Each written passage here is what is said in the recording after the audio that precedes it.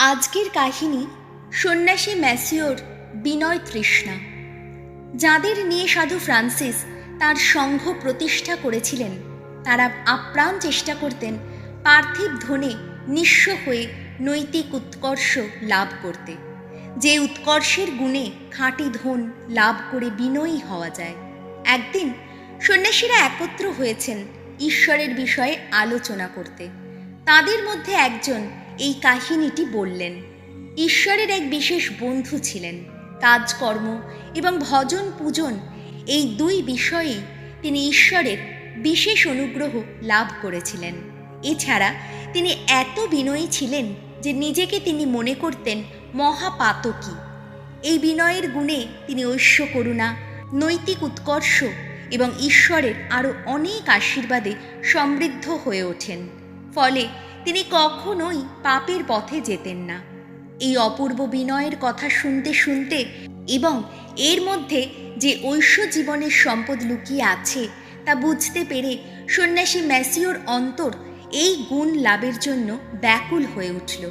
তিনি প্রতিজ্ঞা করলেন যে যতক্ষণ না তাঁর অন্তরে সেই গুণ দৃঢ়ভাবে গ্রথিত হচ্ছে ততক্ষণ তিনি পার্থিব সুখ ভোগ থেকে নিজেকে বঞ্চিত করবেন। এই সিদ্ধান্ত নেবার পর থেকে তিনি নিজেকে তার ছোট্ট ঘরে প্রায় বন্দি করে রাখলেন। আত্মশুদ্ধি ও সেই বিনয় লাভের জন্য উপবাস, প্রার্থনা এবং চোখের জলে ঈশ্বরের কাছে অনুনয় করতে লাগলেন।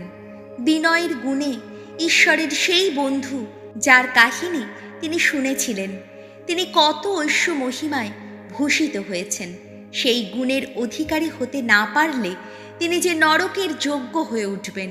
বিনয় লাভের আশায় এইভাবে সন্ন্যাসী ম্যাসিও অনেক দিন ধরে স্থির প্রতিজ্ঞ হয়েছিলেন।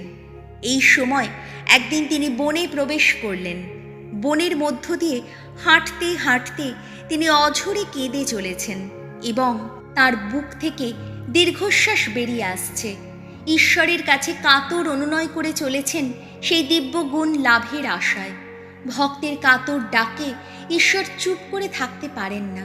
কাজেই সন্ন্যাসী ম্যাসিও যখন এইভাবে ঈশ্বরকে ডেকে চলেছেন, তখন হঠাৎ একটি কণ্ঠস্বর তাকে দুবার ডেকে উঠল, সন্ন্যাসী ম্যাসিও, সন্ন্যাসী ম্যাসিও। ম্যাসিও বুঝতে পারলেন সেই কণ্ঠস্বর স্বয়ং খ্রিস্টের। তাই তিনি উত্তর দিলেন, প্রভু আমার, প্রভু আমার। যিশু বললেন, তুমি যে আশীর্বাদ চাইছ তার জন্য তুমি কি মূল্য দিতে প্রস্তুত?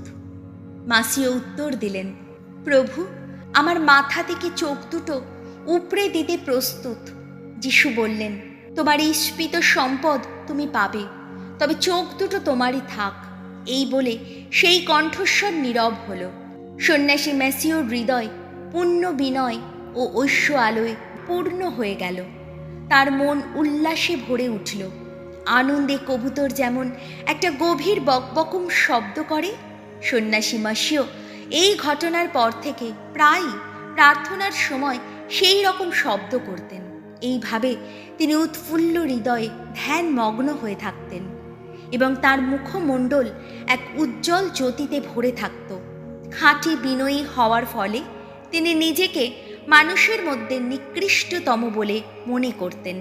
ফেল্লেরনের সন্ন্যাসী জেমস একদিন তাকে জিজ্ঞেস করেছিলেন যে আনন্দের সময় তিনি কেন একই সুর একটানা গেয়ে চলেন।